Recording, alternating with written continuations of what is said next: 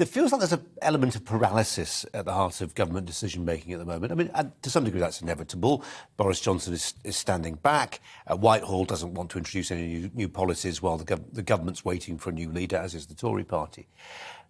That's a problem. But there's also an opportunity within the problem, which is whoever becomes our next Prime Minister has the opportunity to get a grip on this if they can find a different way of doing things and something that works.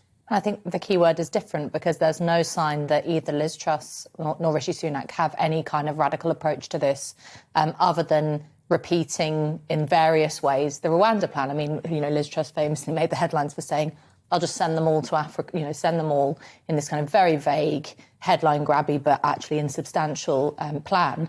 And, you say that it's inevitable that this is happening because of the leadership contest.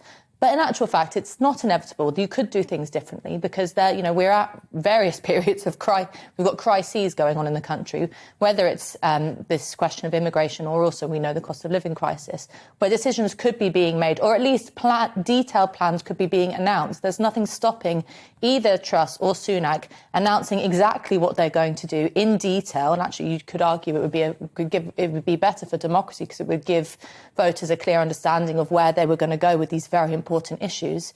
But it's all a bit vague, and I think that's not accidental. I think that actually there is no innovative ways of coming up with what to do with immigration. Mark makes the important point that we are to some degree hamstrung by relationships with France, but indeed we shouldn't take a Tina approach to this. Things could be done differently there as well.